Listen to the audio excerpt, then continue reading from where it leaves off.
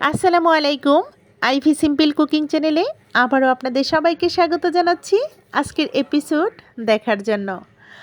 আজ একটি regular recipe নিয়ে হাজির হলাম। বেগুন, শিম, আলু দিয়ে চাপিলা মাছের হাতে মাখা রেসিপি। এই রেসিপিটি যদি দুপুরবেলায় আমরা গরম ভাতের সঙ্গে রাখি তাহলে কিন্তু অন্য কিছুর প্রয়োজন হবে না। এখানে দেখতে পাচ্ছেন হাফ কিলো চাপিলা মাছ আছে, একদম সতেজ ছিল। এগুলো কিন্তু গ্রামের বাজার থেকে এসেছে। হাফ কিলো বেগুন, হাফ কিলো শিম, এইগুলো একদম সতেজ, গৃহস্থালী, একদম কোনো ফরমালিন ছাড়া, ফরমালিন মুক্ত। তো অফ ক্যামেরায় কিন্তু মাছগুলো ভালোভাবে কেটে নিয়েছি। এই মাছগুলো কাটার সময় কিন্তু আমরা বটির সাহায্যে কিন্তু আঁশগুলো তোলার চেষ্টা করব না, তাহলে কিন্তু মাছের অবস্থা খারাপ হয়ে যাবে। আমরা চেষ্টা করব কাঁসাগুলো, ভেতরের যে নাড়িগুলো ফেলে দিয়ে আমরা একটা স্টেনারে ঘষে এই চাপিলা মাছের আঁশগুলো ছাড়িয়ে নেব আর লবণ দিয়ে কেচে নেব। ভালোভাবে নর্মাল পানি দিয়ে বেশ কয়েকবার ধুয়ে স্টেনারে ঝরিয়ে দিয়েছি, পানিটা যেন ঝরে যায়। আর বেগুন, শিমগুলো ধুয়ে কেটে নিয়েছি। আর এখানে 250 গ্রাম নিয়েছি আলু, খোসা সমেত নিয়েছি। ছোটো মাছ দিয়ে রান্না করলে খোসা সহকারে নিলেই কিন্তু ভালো লাগে। এখানে কাঁচামরিচ ফালি করে নিয়েছি আর ধনিয়া পাতা। এখন যেই পাত্রে রান্না করব সেই পাত্রে একে একে ধুয়ে কেটে রাখা সমস্ত সবজিগুলো দিয়ে দিচ্ছি। তারপর দিয়ে দিচ্ছি এখানে হাফ টেবিল চামচ পরিমাণ করে হলুদ গুঁড়ো, ধনিয়া গুঁড়ো, 1.5 টেবিল চামচ পরিমাণ লাল মরিচের গুঁড়ো। লাল মরিচের গুঁড়োটা আমরা আমাদের পছন্দ মতো ব্যবহার করতে পারি, তবে ছোটো মাছে এই সবজিতে একটু মরিচটা বেশি হলেই ভালো লাগে। স্বাদ মতো লবণ ও সয়াবিন তেল দিয়ে হাতের সাহায্যে বেশ ভালোভাবে আমরা গা মাখা করে নেব সমস্ত মশলা, তেল মশলাগুলো।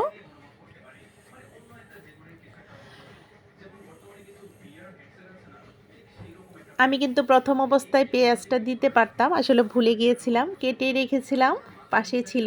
এই ভিডিও করতে গেলে যা এলোমেলো হয়ে যায় সেটা আর কি আমাদের অনেক আপদেরই হয়, শুনেছি, আমারও কিন্তু হয়। তো এখানে বড় আকারের 2টো পেঁয়াজ কুচি দিয়ে দিয়েছি, দিয়ে হাতের সাহায্যে বেশ ভালোভাবে মেখে নিয়ে হাতটা ধুয়ে অল্প পরিমাণ পানি দিয়ে আমরা ঢেকে জাল করে নেব। এখনো পর্যন্ত যারা এই পর্যন্ত এসে লাইকটা দিতে ভুলে গেছেন, প্লিজ লাইকটা দিয়ে যাবেন। কেটে ধুয়ে রাখা সমস্ত মাছগুলোই দিয়ে দিয়েছি। এখানে মাছের পরিমাণটাও সবগুলোই হাফ কিলো করে আছে, আমি আবারও বলছি। শুধু 250 গ্রাম ছিল আলুগুলো।